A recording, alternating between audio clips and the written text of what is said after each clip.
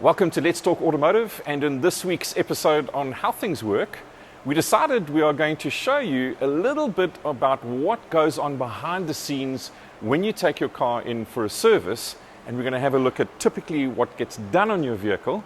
And we thought, what better place to come to than our favorite hangout, Vatswaye, to use their hoist. So a big shout out to the guys at Vatswaye for letting us use their facilities.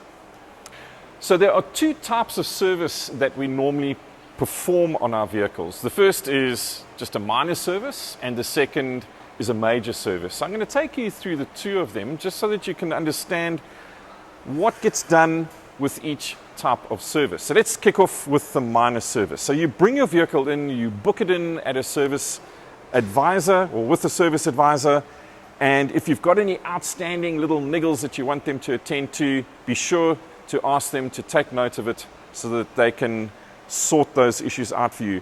And then the technician will do a couple of things. The first is they're going to have a look at your mileage, the model of the vehicle, and that'll tell them exactly what has to be performed in terms of a checkbox exercise on the vehicle. So typical things that we look at on a minor service is we're going to check that all the light bulbs are working. What I like to ask the guys to do is to also focus my lights as well, because obviously with traveling on the roads and the roughness, the bulbs do start to get loose and move around a little bit, and in fact the headlight itself can move. So ask them to check that. Other things that we look at would be all the fluid levels on the vehicle. So that includes oil, that includes water in the radiator, and gearbox and transmission fluid. So those are critical for them to check. And then we get to our filters. So a lot of those filters don't always have to be replaced, but most of the time they do get inspected, and so we have a few filters that we want to check. The first is we have a fuel filter, and that's a critical component to be checked to make sure that it's not all clogged up. The second one is our air intake filter, and this is typically what the air intake filter looks like over here, and this enables the engine to breathe properly. So if that is too dirty, it's going to affect fuel consumption and performance. And then, of course, we have our cabin filter. Now, this is an area of a little bit of frustration for me because the cabin filter is traditionally relatively difficult to get to. You've got to take the glove compartment out, and sometimes it's in a very awkward position. You've almost got to be a little, how can I put it, what do you call it, a contortionist to be able to get to these cabin filters. And so sometimes the guys skimp a little bit on that and they don't change the cabin filters. And unfortunately, the problem that occurs with that is that when that cabin filter gets clogged up, it means your air conditioning system can't breathe properly. And what I mean by that is that your blower fan doesn't work properly, and you'll start to see that very little air gets through, and that puts additional pressure on that air blower motor, and unfortunately it does cause consequential damage. So what you've got to do is when you take your vehicle in for a service, even if it's a minor service, you need to ask the technicians and the workshops to give you back the parts that they've replaced as proof that they've replaced those parts.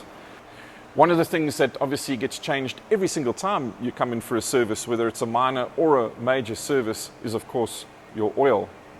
Now, a critical thing to please make sure that the guys do is when they change your oil, they obviously change your oil filter.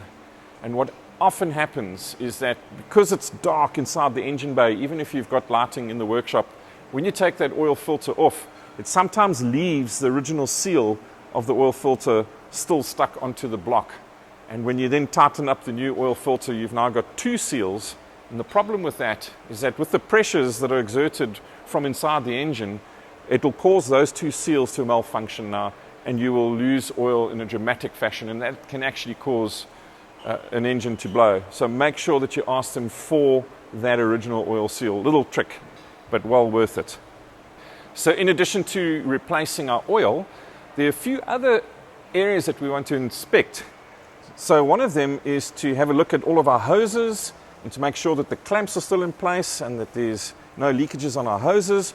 We also want to check our pulley belts and to make sure that there's nothing that's worn or frayed over there. And then we're also going to inspect the condition of the tires. So we're going to have a look to see if there's any damage on the tires.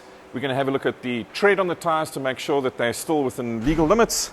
And we're also going to check the tire pressures. And then lastly, while we're in this area, we're going to have a look at the safety critical issue of brake pads. Now, everybody has different driving styles, and I know certainly my wife is the last of the late great brakers, and so we often have to replace brake pads in between service intervals, in fact. So make sure that we check the brake pads and also the brake discs.